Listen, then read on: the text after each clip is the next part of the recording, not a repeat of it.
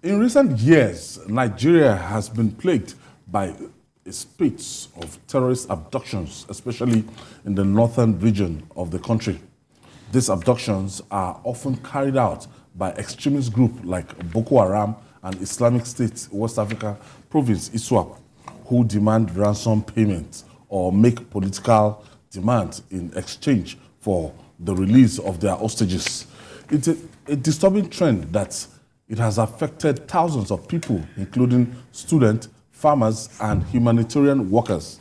No fewer than 60 people, mostly children, were on Friday morning abducted by terrorists in communities straddling Zamfara and Katsina State. Sources say the incident happened when the terrorists were moving from Sububu Forest in Zamfara State in neighbouring Birnin-Gwari in Kaduna State. Although police authorities in the state are yet to confirm the incident, sources say the terrorists were fleeing Zamfara due to heavy military bombardment that led to the killing of over 100 bandits within the week. Killing of over 100 bandits. Jide, good news, but at the same time, if it is true. If it is true, it's good news. Coming with that caveat. Because the media has a way of simply reporting these things without any shred of verification. You just hear that, oh, they killed okay. And you hear that the commander, you were here one day when we were joking, when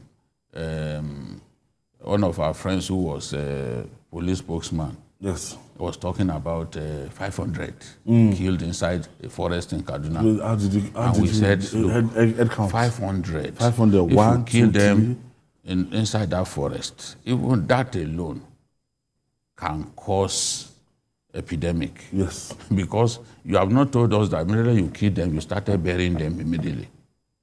Because there are communities even connected to this forest. That community connected to this forest too.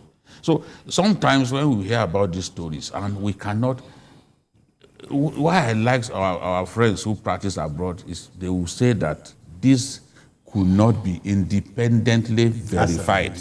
But our own people here, they will just simply go to town. Copy and paste. That is what is happening now. People don't want to add an extra line of investigation of their own to any story. The internet has made today's journalists extremely lazy. Whereas the internet is supposed to help people broaden their horizon.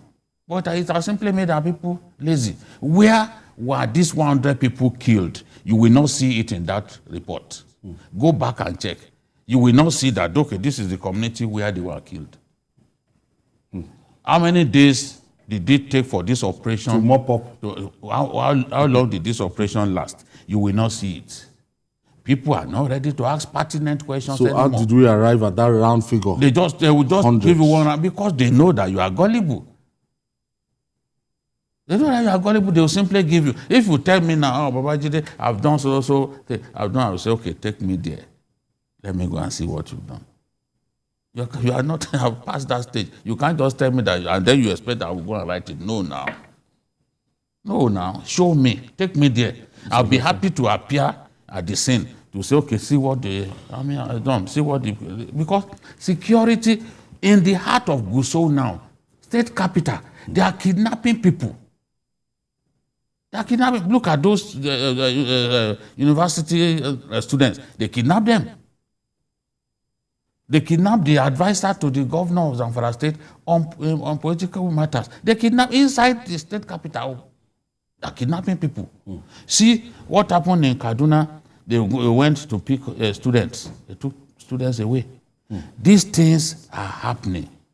You cannot say security has improved. When you hear about high number of people, bandits slaughtered, you want to imagine that will lead to a lull in the activities because they are still mourning they are dead or buried. But at that same time, you will be hearing of killing. So it would then suggest that some of those stories are meant to downplay the negativity.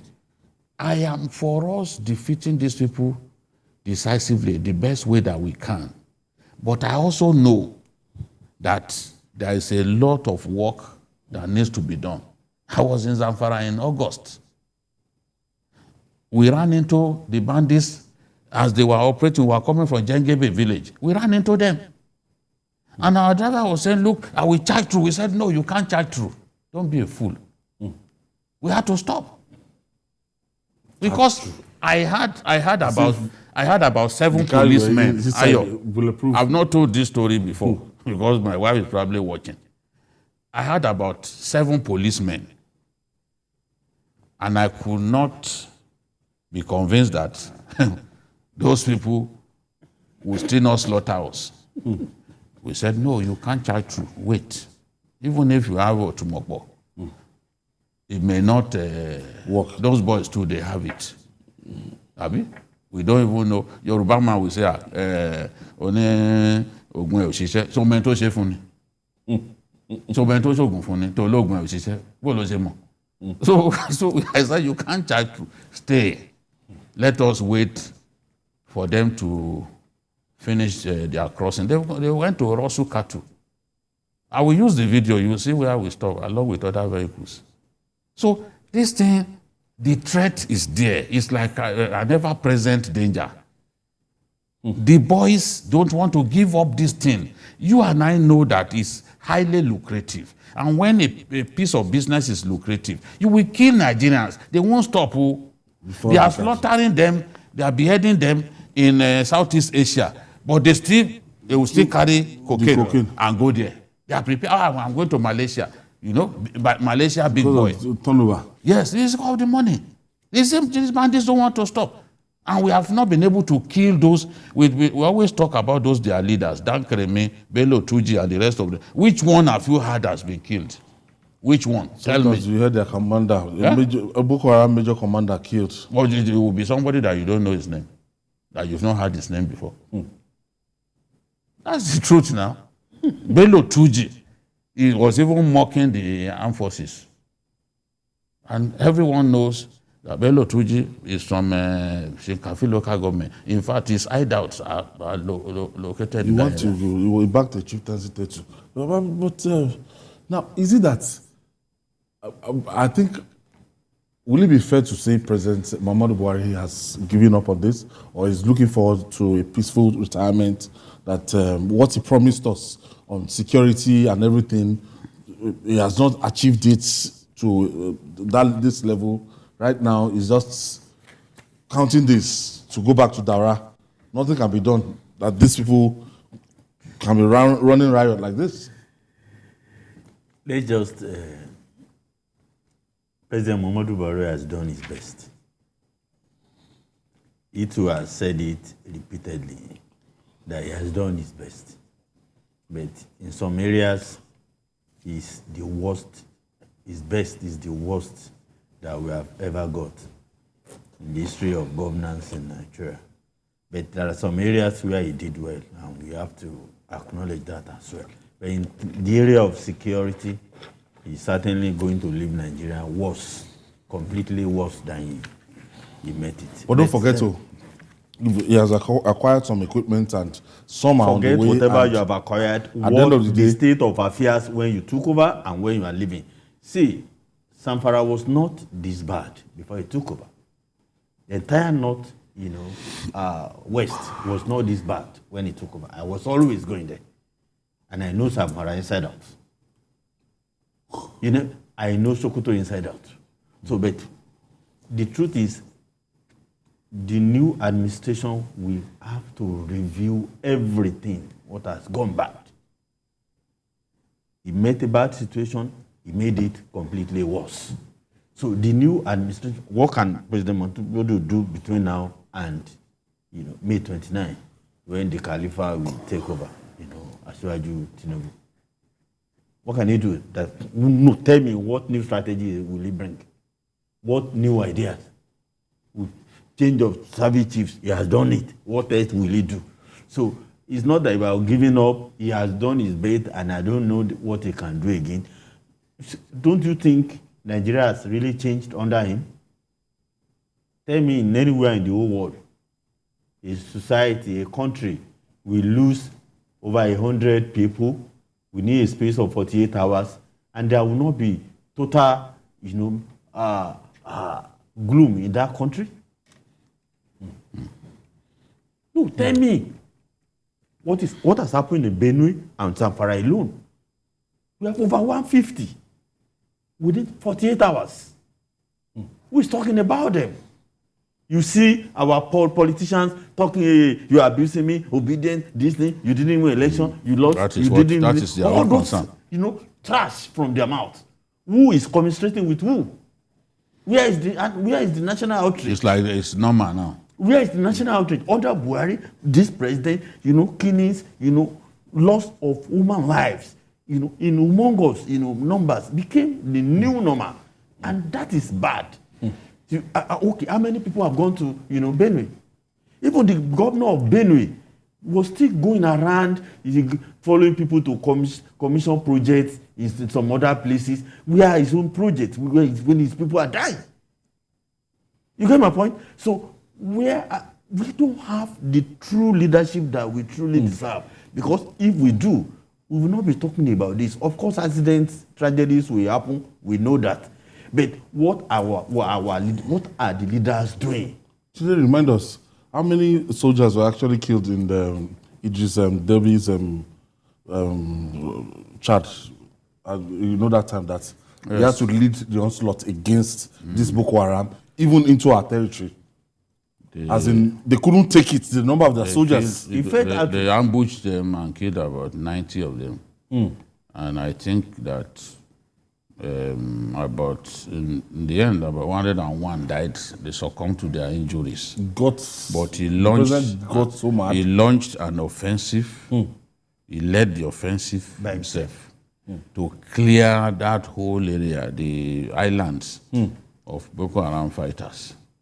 And even the weapons, Boko Haram weapons, he seized those weapons and returned them to Nigeria, because he said he would not leave so that those guys won't take over that place again, that he's going to hand over those things. Their armory, what made ISWAP very strong during that time, they seized the armory. They seized, when you see the kind of weapons, you will be amazed. So he was embarrassed because during his time as governor, as president, that was the biggest loss that Chad suffered on Chadian soil. So he had to make them pay for it. Now, people losing their lives is not anything to us anymore in our country. Some of these things don't get reported. Remember, even on election day, these bandits in the Shiroro area, they were on the road. Yes. They didn't attack those who went to vote, but they stayed on the road.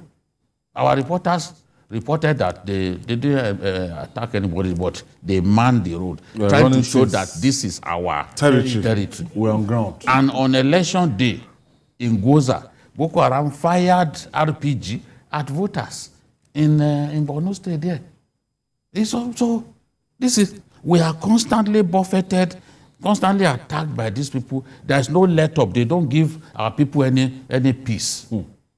And I can tell you that it's part of why people reacted angrily. People voted the way they voted during the last election. Many people had hated the PDP for so long.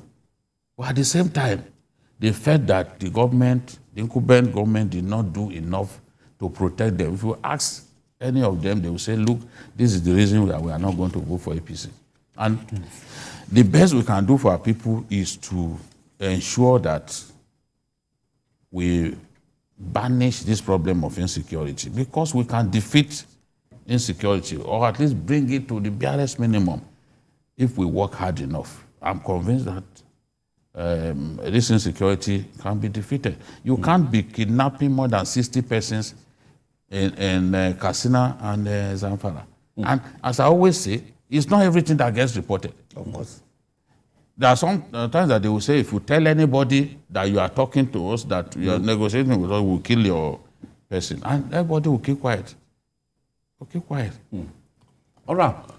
Now, let's talk about one of Nigeria's most celebrated exports